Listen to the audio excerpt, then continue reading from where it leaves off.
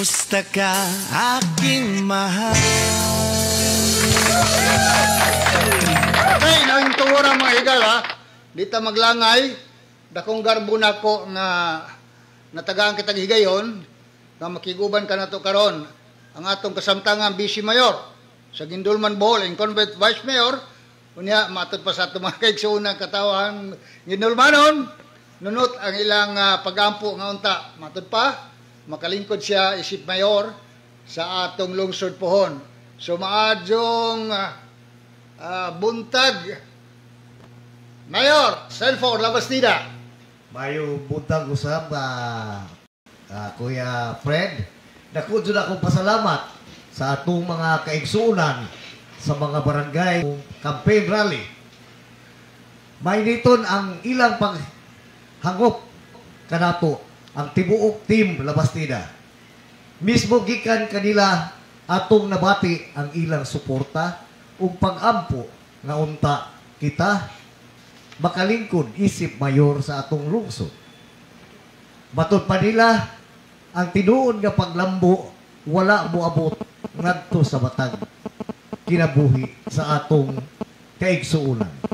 Mao nga ang ilang pangandoy nga matag usa kanato pag-asenso og naay kausaban ang atong pagpuyo. Salamat kayo ni Ana Vice Mayor Labastida.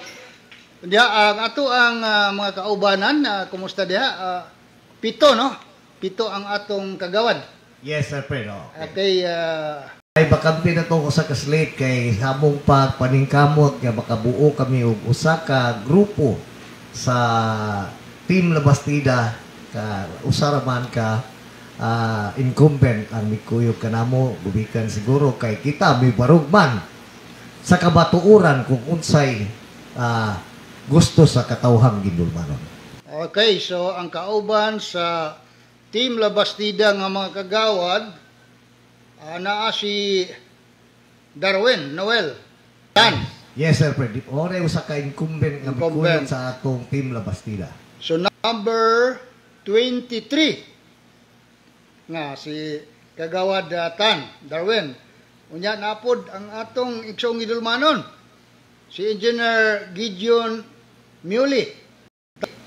Yes, kada usa gyud na ka Gindulmanon ang kaliwat Bernaldez tungod la kay ang iyang papa Muley dili kaayo tunog dinhi sa atong lungsod dumikan kay miadto man sila sa Tagbilaran unya miadto sa Manila ang ilang pamuyo. So karon nga retired naman siya, gusto sab siya mo serbisyo sa atong lungsod kay payback time naman kay usa sab pud siya sa ka-successful mechanical engineer.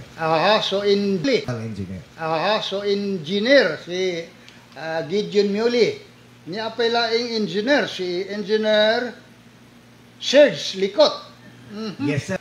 Usab kada nga taga-Upper Barangay nga naningkamot sa iyang panginabuhi nga ang iyang edukasyon nahimo siyang working student, nahimo siyang successful sa iyang pagkatao tungod sa iyang karakter na naa siya'y matinud-anon kay kana usa kita ubos nga pagkatao kun duna atay mata nga kinaiya nga naatay karakter nga kasaligan makabuotag usa ka kompanya ka nahimo siyang kontraktor sa iyang kaugalingong serbisyo. Okay, Engineer Serge Likot, number 17 sa balota. Nya ninduta si multi-awardee kagawad among the 10 outstanding councilors sa tibok nasod nga Pilipino mo balik no si Prime Likayan usa ka certified public accountant. Numero 16. 16.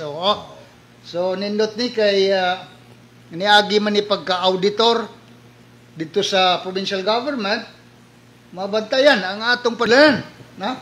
Mao gyud na iyang sa iyang pagbalik. Iyang gibalikan ang gusto diyang maalagaran kay wa pay ang mga pribilehiyo gusto niyang klaruhon kung unsa gyud ang mahatag nato sa mga katawhan.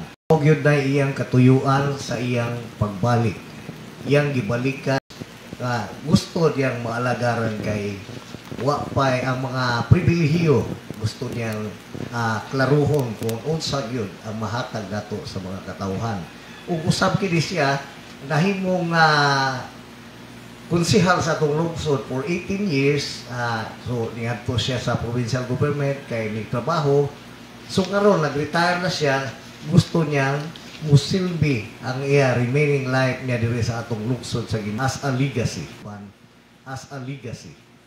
Okay, another CPA, Certified Public Accountant, kauban usab sa Team Labastida, ang nag-inusara, ang Muse, no?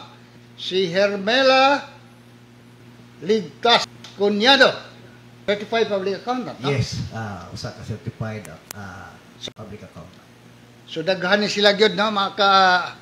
Paabot ta mga igsoon ko nga kanang atong kwarta diha sa munisipyo, dunay duha ka certified public accountant, wa gyud nay lipat-lipat, no?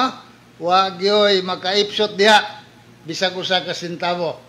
Unya ni Asad ang usa ka higala nato, si Herbert Galiana, usa ka real estate realtor na siya.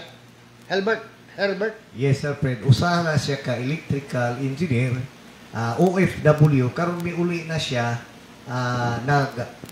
real estate na siya broker. So, ang iyang panahon wa gyud usiki maski dako na siya kita sa gawas, gubikan sa atong edad, nagpuyo na siya unya gusto pud niya musilbi. Kini siya nakaasawa og taga Trinidad nga mga kaigsuonan nato. Okay, si Herbert gikan din sa gawas, no? OFW. No, gikan sa gawas. Yes, sir, Fred. Okay. Yes, sir, Fred. Unya ang ikapito, ang kanhi pulis nga karon kasamtangang kagawad sa barangay Kanaway, Gindulman, si Colin Hibaya, number 13. Yes, sir, Fred. Usa-usap kini ka criminology graduate niya sa itong grupo. Sa independent kini siya ni join ka nato. So, nadunga ka na nato puwersa parte sa peace and order. So, may di na takalanganon, ang total gyud nga panladtaw nimo sa atong lungsod, unsa kay angay ka natong buhaton puhon-puhon kung makalingkod ka diha isip mayor sa atong lungsod. Sir Fred, ako yung himuon ang tanang mahimo nako. Di lang saan, pero buhat ang ato ipakita sa atong mga Gindulmanon nga dili sila magmahay sa ilang buhis nga ilang hatag sa atong national fund kay kini ato ipahiluna sa matag barangay kung unsay ilang mga priority. Dili lang kaya kita magbuot ang katawhan mo'y atong paminawon kung unsay ilang mga yanguko. Gani pa ako ang akong pagserbisyo inyo na makita sa akong paglansar atong 2022 nga ang akong slogan gyud sa akong tarpaulin, Serbisyo 2022. So daghang salamat, Sir Fred, nga nahatagan ko panahon dinhi sa Radyo Hagna o sa tanang mga katawhan. Ako magaingon na kita mag-ampo kanunay sa labaw makagagahom labi na si karon sa panahon sa eleksyon nga wa untay pagmapanghitabo o vote wisely, pilia ang tao nga anda mo serbisyo ug daghang salamat, maayong bugtang Gindulmanon.